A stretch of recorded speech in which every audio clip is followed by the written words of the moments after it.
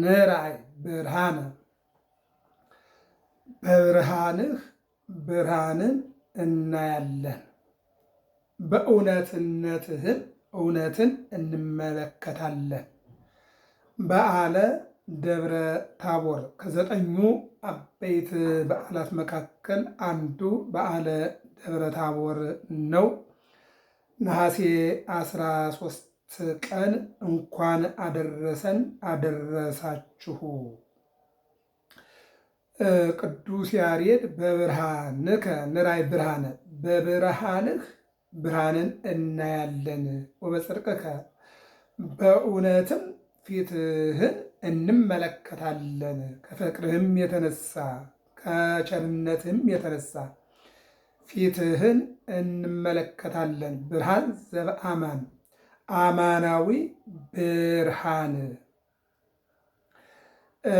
ማቴዎስ ወንጌል ምዕራፍ 4 ላይ ህዝበ ዛብሎን ወንፍታሌም በንፍታሌምና በዛብሎን በዮርዳኖስና በገሊላ ያለ ህዝብ ብርሃን ወጣለት። እስመ ኢየሱስ ክርስቶስ መጽአ ውስተ ዓለም ኢየሱስ ክርስቶስ እውነተኛው ብርሃን ወደዚህ ዓለም መጥቷልና 5500 ዘመን በጨለማ ውስጥ የነበረው ህዝብ ብርሃንን አየ ይለናል።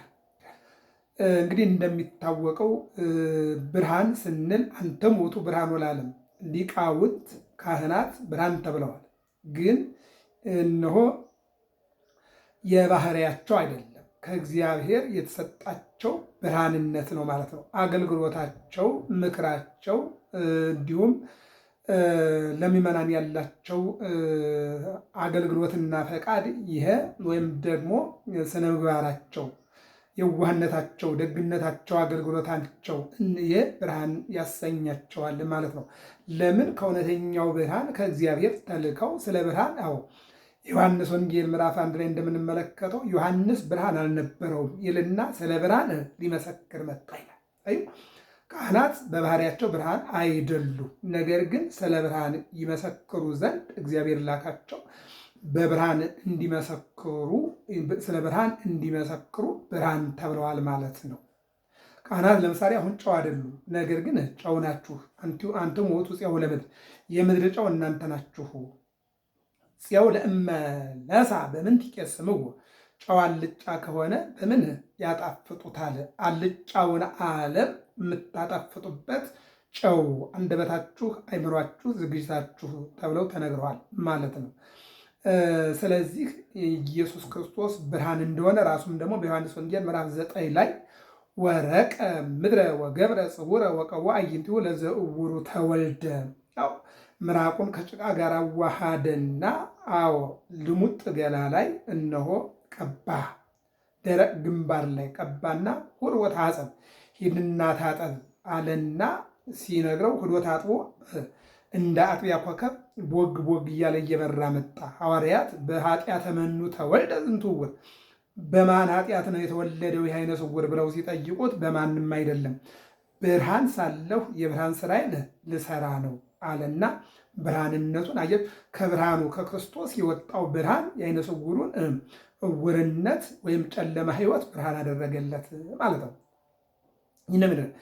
ሌላው ደግሞ በኦሪት ዘፍጥረት ምዕራፍ 1 ጀምሮ ስትመለከቱ ስነ ፍጥረትን በሚፈጥርበት ሰዓት አንዱ ብርሃን ነው አይደል?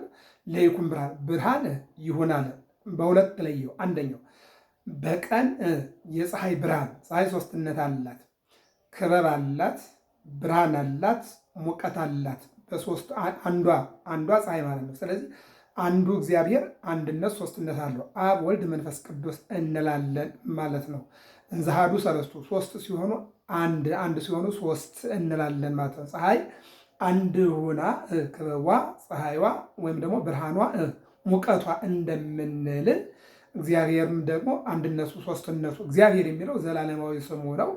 ሥላሴ የሚለው ደግሞ እነሆ በፈጣሪነቱ እነሆ ዓለም የተፈጠረው በሥላሴ ነውና ይህን የምንማርበት ነው ማለት ነው።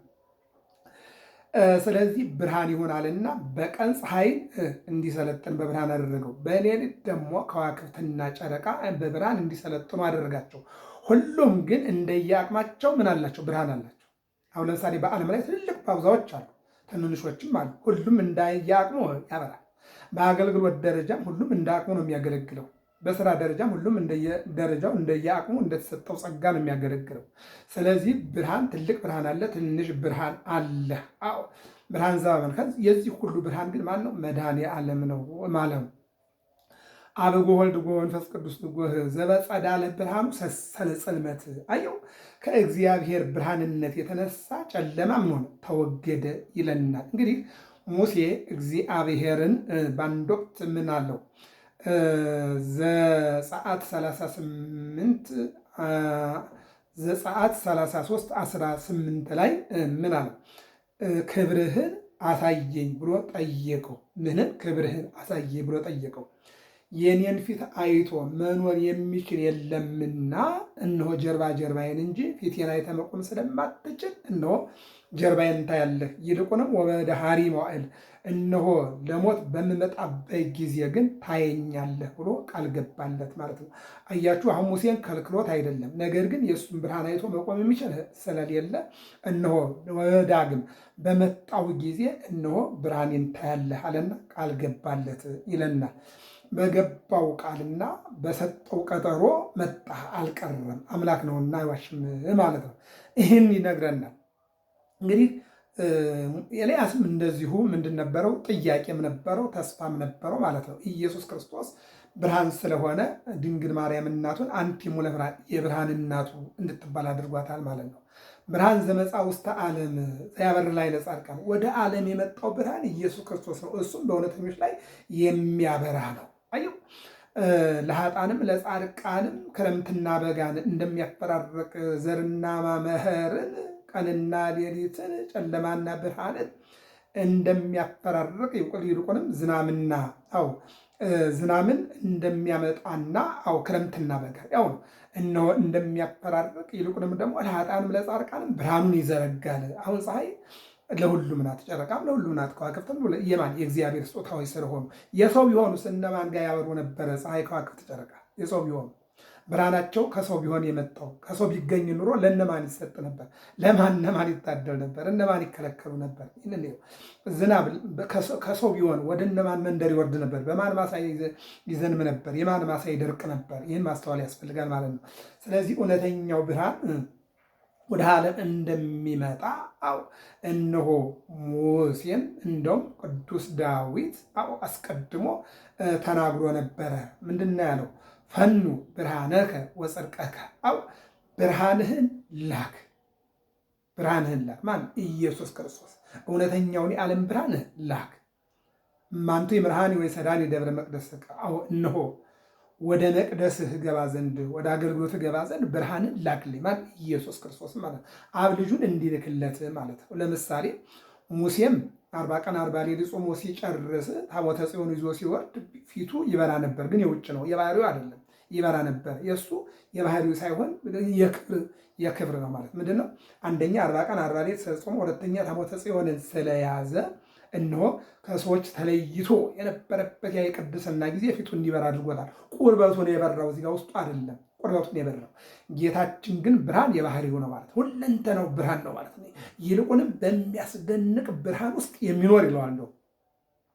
በሚያስደንቅ ብርሃን ውስጥ የሚኖር ማን ነው? ኢየሱስ ክርስቶስ። ይህንን ነው አበይተ ነቢያትም ደቂቀ ነቢያትም ምን አሉ? ብርሃን ይመጣል፣ ለዓለሙ ያበራል እያሉ ይናገሩ ነበር ማለት ነው። እና ይህንን ሲናገር ልበ አምላክ ዳዊት በሌላ መልኩ ደግሞ ሲናገር ምን ይለና መሰላችሁ?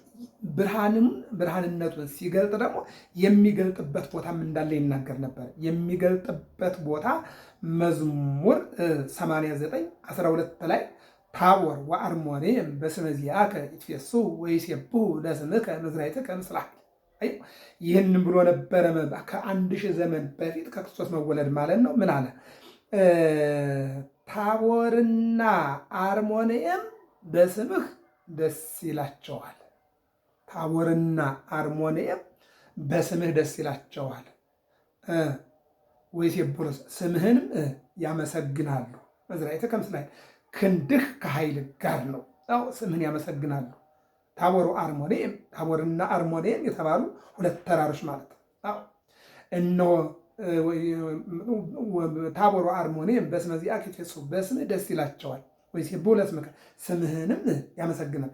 በስምህ ደስ ይላቸዋል ስምህንም ያመሰግናል ይለናል ማለት ነው። እንግዲህ ይህን ካልን ቦታው ተለይቷል። አሁን የት ነው? ደብረ ታቦር ነው። አሁን ሌላ ቦታ ላይ ብርሃነ መለኮትን አሳይ የሚል መጽሐፍ አይኖርም። ለምን? አስቀድሞ ቅዱስ ዳዊት በደብረ ታቦር ብርሃነ መለኮትን እንደሚያሳይ ነቢዩ ሚክያስ ደግሞ በቤተልሔም እንደሚወለድ ኢሳይያስ ደግሞ በድንግልና እንደምትወልደው አያችሁ። ይህን ሁሉ ተናግረው ነበርና ያ ትንቢት ነው የሚፈጸመው። አዲስ ነገር አይመጣም። አለቀ። በቤተልሔም ይወለዳል ተባለ፣ በቤተልሔም ተወለደ። ድንግሏ ትወልደዋለች ተባለ፣ ድንግሏ ወለደችው። አያችሁ። ብርሃን ነው ተባለ፣ እነሆ ሕፃን ተወልዶልናል፣ እሱም ድንቅ መካር፣ ኃያል፣ የሰላም አለቃ ብርሃን የሆነ ለዓለም የሚያበራ በሚያስደንቅ ብርሃን ውስጥ የሚለው ይህም ብቻም አይደለም። የሉቃስ ወንጌል ምዕራፍ 2 ላይ በቤተልሔም በተወለደ ጊዜ እረኞች ከጫካ መጥተው መላእክት ከሰማይ ወርደው ወደ በረቱ ሲሄዱ፣ አዎ ቤተልሔም በብርሃን ተጠለቅልቃ ነበር ይላል። በዚያ የተወለደው ማን ስለሆነ? ብርሃን ስለሆነ ማለት ነው። ቤተልሔም በምን ተጥለቅልቃ? በብርሃን። በዚያ የተወለደው ማን ነው? እውነተኛው የዓለም ብርሃን ኢየሱስ ክርስቶስ ለዓለም ብርሃንን የሰጠ እሱ ተወልዶ ስንል ቤተልሔም አጠቃላይ በብርሃን ተጥለቀለቀ ይችላል። የተወለደው ምን ስለሆነ? ብርሃን ስለሆነ ማለት ነው። ከብርሃን ምን ይወጣል? ብርሃን ይገኛል። ከጨለማ ብርሃን አይመጣም። ከብርሃን ነው። እንጨት ምንድነው? ከብርሃን ብርሃን ይገኛል። ብርሃን ስለሆነ ነው። እሱ ብርሃን ስለሆነ ሐዋርያትን እናንተ ብርሃን ናችሁ፣ እሱ ሰላም ስለሆነ እናንተ የሰላም መሪዎች ናችሁ፣ አምባሳደሮች ናችሁ እያለ እንመለከተዋለን። ማለት አሁን ባጭሩ ቦታው ደብረ ታቦር ነው። ልብ አድርጉ። በደብረ ታቦር ብርሃነ መለኮትን ያሳያል። ለምሳሌ በደብረ ሲና የአብ ክብሩ ተገለጠ። በማን? በሙሴ። ሙሴ እነሆ ጫማህን አውጣ ወይም ደግሞ የጫማህን ማሰሪያ ፍታ፣ የምትቆምበት ምድር የተቀደሰ ነው፣ የአብርሃም የይስሐቅ የያዕቆብ አምላክ እግዚአብሔር ነኝ ያለና የአብ ክብሩ በዚያ በደብረ ሲና ተገለጠ። ወደ አዲስ ኪዳን በደብረ ታቦር ደግሞ የኢየሱስ ክርስቶስ ከድንግል ማርያም የልጁ ክብር ተገለጠ። ለዚህ ነው ሙሴ ምናል? ክብርህን አሳየኝ፣ ክብርህን አሳየኝ። እግዚአብሔር ደግሞ ምናለው? የኔን ፊት አይቶ የኔን ክብር አይቶ መቆም የሚችል የለምና በኋላ ታያለህ፣ አሁን ግን ጀርባ ጀርባዬን ታያለህ አለና ነገረው ይላል። አሁን እንግዲህ ያቀጠሮ በደረሰ ጊዜ ከነቢያት እነሆ ኤልያስን ከብሔረ ሕያዋን ሙሴን ከመቃብር ወደ ደብረ ታቦር የሚጠራበት ጊዜ ሲደርስ እነሆ የማቴዎስ ወንጌል ምዕራፍ 17 ላይ እንደምናየው ወአመሰዱ ስለትነሶሙ ኢየሱስ ለጴጥሮስ ወለጳውሎስ ወለማነው ለጴጥሮስ ወለያዕቆብ ወለዮሐንስ በስድስተኛው ቀን ይላል። ነሐሴ 7 ቀን ነው ስድስተኛው። በዚያን ቀን ሐዋርያትን ጠርቶ ምነ ይብርው ወሰብ ለወልደ እጓለ እመሕያው የሰው ልጆች ማን ይሉታል ብሎ ሲጠይቃቸው ኤልያስ ነው፣ ኤርምያስ ነው፣ ያም ካልሆነ ደግሞ ከነቢያት አንዱ ነው፣ ወይም ሙሴ ወይም ኢያሱ፣ ይልቁንም ዮሐንስ መጥምቅ ነው የሚሉ አሉ ብለው ጠይቀውት ነበረ። እነሱ ያሉትን ይበሉ፣ እናንተ ግን ማን እንደሆንኩ ትረዳላችሁ ብሎ ሲጠይቃቸው አንተ ውእቱ ክርስቶስ ወልደ እግዚአብሔር፣ አንተማ የእግዚአብሔር ልጅ ሕያው እግዚአብሔር ልጅ እግዚአብሔር ነህ ብሎ ቅዱስ ጴጥሮስ መልሶ ነበርና በደብረ ታቦር ተራራ ኢየሱስ ክርስቶስ የምን ነቢይ ነው?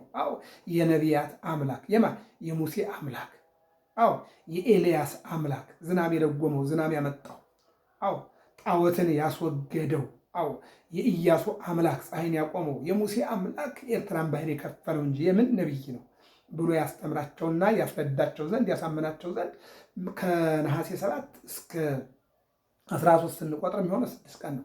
በስድስተኛው ቀን ወደ ደብረ ታቦር ተራራ ይዟቸው ወጣ። ዋይረጎሙ ደብረ ነዋን ተባይቲቶሙ ወደ ረዥም ተራራ ይዟቸው ወጣ ይላል። ይዟቸው ሲወጣ ማን ናቸው? ጴጥሮስ፣ ዮሐንስ፣ ያዕቆብ ሶስቱ ናቸው። 9 የተራራው ስር ደብረ ታቦር ስር ቀሩ። እነሱ ሶስቱን የምስጢር ሐዋርያት ይባላሉ። የምስጢሩን ሐዋርያት በኢያኢሮስ ቤት ለምሳሌ ስለት የሞተውን እንዴት ማስነሳት እንደሚቻል ያስተማራቸው፣ በደብረ ዘይት ደግሞ ጸሎት እንዴት እንደሆነ ያስረዳቸው፣ ወደ ደብረ ታቦር ደግሞ ብርሃነ መለኮቱን ሊያሳያቸው ይዟቸው ወጣና በተራራው ላይ ወተወለጠ አርአያሁ በቅድሜሆሙ ወአልባሲሆሙ ኮነ ጻዕዳ ከመ በረድ ይላል። በፊታቸው ተለወጠ ይላል። ተለወጠ ስንል ሰው እንደሚለወጥ እንደሚያኮርፍ አይደለም። አዎ ያ ሲያዩት የነበረ ሰውነት ወደ ብርሃንነት ተለወጠ። ብርሃን ወደ በቃ ደብረ ታቦር ተራራ በብርሃን ተጥለቀለቀ ማለት ነው። እዚህን ጊዜ ፈሩና ምን ወደቁ።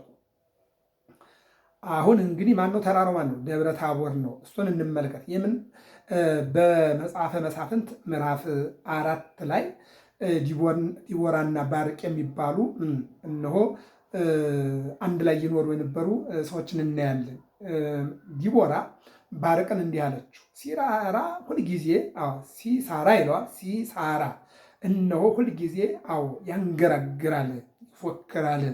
እግዚአብሔር ደግሞ እሱን ለአንተ አሳልፎ ሊሰጥ ፈቃዱ ነውና ዛሬ ወደ ደብረ ታቦር ተራራ ውጣ፣ አንተ ከላይ እሱ ከታይ ሲመጣ እነሆ ኃይልህን አሳየውና አሸንፈው አለችው። አይ አንቺ ከኔ ጋር አብራክሽ ካለርሽ እኔ አልሄድም ማለት። አይ መሄድስ አብሬ እሄዳለሁ፣ ነገር ግን እግዚአብሔር ኃይል እነሆ ለአንተ አሳልፎ እንደሚሰጥ አውቃለሁ። እኔና አንተ አብረን ከሄድን ግን ለአንተ ክብርህ አይሆንልህም። ይሁን ግድ የለም ማለት ተያይዘው ወጡ። ከታች ጠላት መጣ። ሲሳራ ሲመጣ ከላይ ሆኖ ባርቅ አሸነፈው። ምን ይባላል? ደብረ ታቦር የአሸናፊነት ተራራ ይባላል። የአሸናፊነት ተራራ፣ የክብር ተራራ ይባላል። በሌላ በኩል ዳዊት ልጁ አቤሴሎም ሊገለው ባለ ጊዜ ሸሽቶ ያመለጠበት ተራራ ነው። ሸሽቶ ማምለጫም ነው። ማምለጫም ነው። ክብርን መጠበቂያም ነው። ራስን ማዳኛም ነው ደብረ ታቦር። ይህንን ይነግረናል ማለት ነው። እና ደብረ ታቦር ነው። በዚህ በመጽሐፈ ሳሙኤል ምዕራፍ 10:3 ላይ ወደ ደብረ ታቦር ትልቁ ይላል ተራራ ወጣ ይላል። ወደ ደብረ ታቦር ይለናል ማለት ነው። እንትና ደግሞ ኤርምያስ ደግሞ 46:18 ላይ እንደ ታቦር ተራራና ባህር የመሰለ ይታይ ነበረ ይልና ሆሴ 5:11 ደግሞ በታቦርም ላይ የተዘረጋ አሽክላ ነበራቸው ይላል። ባጭሩ ተራራው ማን ነው? ደብረ ታቦር ነው። ደብረ ታቦር የአሸናፊነት ተራራ፣ ክብርን የመጠበቂያ ተራራ፣ ኃይልን የመግለጫ ተራራ፣ ይልቁንም ደግሞ እነሆ መሰወሪያ ተራራ፣ የአሸናፊነት ተራራ ተብሎት ይታወቃል ማለት ነው። ወደዚህ ተራራ ወሰዳቸውና ይዟቸው ወጣና ብርሃነ መለኮቱን ሲገልጥ እነሆ ወደቁ። መጻ ደመና ብሩህ ወከለሎ፣ ብሩህ የሆነ ደመና መጣና ጋረዳቸው። እንዘ ይትናገሩ ምንድነው? ሙሴ ወኤልያስ መጽኡ ኀቤሁ እንዘ ይትናገሩ ምስሌሁ ለኢየሱስ። ሙሴና ኤልያስ መጡና ከኢየሱስ ጋር ይነጋገሩ ነበር ይላል። ይነጋገሩ ነበረ። በዚህን ጊዜ ነው መንፈስ ቅዱስ እግዚአብሔር ድምፁን አሰማ። ምን ይላል? እነሆ የምወልደው ልጄ እሱ ነውና እርሱን ስሙት። ዝንቱ ውእቱ ወልድየ ዘአፈቅር ሁለቱ ስምዎ፣ ልጄ እርሱ ነውና እርሱን ስሙት አለና ቃል ተናገረ። ማን? እግዚአብሔር ወልድ ብርሃኑን አሳየ። እግዚአብሔር አብ ደግሞ ልጄ ነውና ስሙት አለ። እግዚአብሔር መንፈስ ቅዱስ ደግሞ ሐዋርያትን ተነሱ አሏቸው። ሲነሱ ሙሴና ኤልያስ በግራና በቀኝ ቆመዋል። ጴጥሮስ፣ ዮሐንስ፣ ያዕቆብ ደግሞ ፊት ለፊት ቆሙ። ደነገጡ። እንግዲህ ከዚህ በኋላ የምናየው ምንድን ነው? ምን ይለናል መሰላችሁ? በቅዱሱ ተራራ ሁለተኛ ጴጥሮስ ምዕራፍ 1 ላይ ቅዱስ ጴጥሮስ እንዲህ ይላል። አያችሁ፣ ማን ያርዳ የቀበረ ማን ያውራ የነበረ ነውና እንዲህ ይላል። በቅዱሱ ተራራ ሳለ ልባርኩ ድምፅ ሰማን፣ የእርሱን ግርማ አይተን እንጂ እነሆ በብላት የተፈጠረውን ዓለም ሰምተን አይደለም። ይልቁንም የእርሱን ግርማ አይተን የእርሱን ኃይልና መምጣት አስታወቅናችሁ። አባቱም እንዲህ አለ፣ በእርሱ ደስ የሚለኝ የምወደው ልጄ ይህ ነው። እጅግ የጸና የትንቢት ቃል አለን። እጅግ የጸና የትንቢት ቃል አለን። ዳዊት የተናገረው መጽሐፈ ሳሙኤል ላይ ያለው፣ እንዲሁም መጽሐፈ መሳፍንት ላይ ያለው፣ እንዲሁም መዝሙረኛው ልበ አምላክ ዳዊት የተናገረው እጅግ የጸና እንደ ግንብ የጸና ምናል ትንቢት አለ። ክርስቶስ አንድም ኢየሱስ ክርስቶስ በደብረ ታቦር ብርሃነ መለኮቱን እንደሚያሳይ አስቀድመው ነቢያት እነሆ በመንፈሰ ትንቢት ተነስተው የተናገሩት እጅግ የሚያኮራ ትንቢት፣ እጅግ የጸና ትንቢት አለን አለ። አሁን ምን አለ? አይተን እንጂ ሳናይ አልተናገርንም፣ ስላየን ግን ያየነውን ነገርናችሁ አለ ቅዱስ ጴጥሮስ ማለት ነው። አየሁ እነሆ ሲወጣ እንደኛ መምህራችን እኛ ደቀ መዛሙርት እሱ መምህር ሆኖ ወጣን። ደብረ ታቦር ላይ ስንደርስ ግን ተለወጠብን፣ ብርሃን ሆነ። በቃ ወደቅን። ቆይተን ተነሳን። ድምፅ እየሰማን ነበረ። በኋላ ስንነሳ ኤልያስና ሙሴ መጣው። ሙሴ ከመቃብር ኤልያስ ከብሔረ ሕያዋን መጣው። እሱ ደግሞ ቁሞ አየን። ያየነውን ነገርናችሁ፣ አስረዳናችሁ ይለናል። በቅድመ ሙሴ ነቢይ ወኤልያስ ይለናል። ደግሞ ድጓዎች እናገርና እንጨርሰው። ምን ይላል? ቅዱስ ያሬድ ማለት ነው። በቅድመ ሙሴ ነቢይ ለእስራኤል ኖላዊ፣ የእስራኤል ጠባቂ ሆኖ የተሾመ 600,000 እስራኤላውያንን ከግብፅ አውጥቶ የኤርትራን ባህር አሻግሮ ያደረሰ የእስራኤል ስጋ ጠባቂ እረኛ ማን? ሙሴ።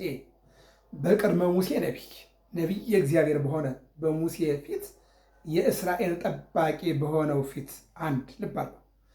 የእስራኤል እረኛ የሆነ ነቢይ እግዚአብሔር ሙሴ በሙሴ ፊት። ሁለተኛ ወበቅድመ ኤልያስ የስብያዊ ኮሬባዊ ስማ ለወልዱ ኮነ ሰማያዊ የእግዚአብሔር ወልድን አምላክነት የመሰከረ ምስክር የሆነ ወበቅድመ ኤልያስ ቴስብያዊ የተባለ ኤልያስ ኮሬባዊ በኮሬብ ተራራ የሚኖር ስማ ለወልዱ ለልጁ ምስክር የሆነ ኮነ ሰማያዊ ሆኖ አገኘ ነው። ወይቤ ሰመርክዎ እርሱም ወደድኩት አለ። ቅዱስ ያሬድ በድጓው ማለት ነው። አያችሁ፣ በሙሴና በኤልያስ ፊት እነሆ እግዚአብሔር አምላክ ብርሃነ መለኮቱን አሳየ። በሐዋርያት በጴጥሮስና በያዕቆብ በዮሐንስ ፊት ብርሃንነቱን አሳየ። አማን በአማን ተሰባ በደብረ ታቦር፣ እውነት በእውነት በደብረ ታቦር ተመሰገነ ይለናል። ሲጨርስ ምን ይላል? ሰላም ለክሙ ኦ ማኅበራኒሁ ለክርስቶስ፣ የክርስቶስ ማኅበርተኞች ሰላም ለእናንተ ይሁን። እለ ተጋባይክሙ ውስተ ዝንቱ ደብር፣ በዚያ ተራራ የተሰበሰባችሁ ማን? ኤልያስ፣ ሙሴ ይላል። ነቢያት ናቸው። እሺ ጴጥሮስ ጳጳስ የሚለው እዚህ ጋር ነው። ጴጥሮስ፣ ያዕቆብ፣ ዮሐንስ ጳጳሳት፣ ቀሳውስት ወዲያቆናት፣ ዲያቆናት፣ ቀሳውስት፣ ጳጳሳት። ወርደሩ እንደዚህ ነው። ዲያቆናት፣ ቀሳውስት፣ ጳጳሳት ቤት በደብረ ታቦር የተሰበሰባችሁ ሰላም ለክሙ፣ ሰላምታ ለእናንተ ይገባችኋል። ይህን ክብር ላያችሁ ይልቅና ሰላም ለከ ኦ ደብረ ታቦር፣ ደብረ ታቦር ያንተ ተራራ ሰላም ላንተ ይገባል። ዘከለሎ ብርሃን የከለለ ብርሃን የጋረደ ብርሃን የሞላብህ በብርሃን የተንጸባረክ ደብረ ታቦር ይሴኒ ላህዩ እምኩሉ አድባር፣ ከተራራው ሁሉ እነሆ ብርሃኑ የብርሃን ላህዩ ይበልጣል ይለናል። በብርሃንከ ንራእይ ብርሃነ፣ በብርሃንህ ብርሃንን እናያለን። እንኳን ለበዓለ ደብረ ታቦር አደረሳችሁ። ከትንሽ ቆይታ በኋላ በአዲስ አበባ የካባዶ ጂ7 ቅዱስ ሩፋኤል ቤተክርስቲያን የእግዚአብሔር ጽላት ስላለ በዓለ ደብረ ታቦር በዓለ ንግስ በዚያ እንገናኛለን። ለጊዜው ግን መልካም ቆይታ ይሆንልን። ወስብሐት ለእግዚአብሔር።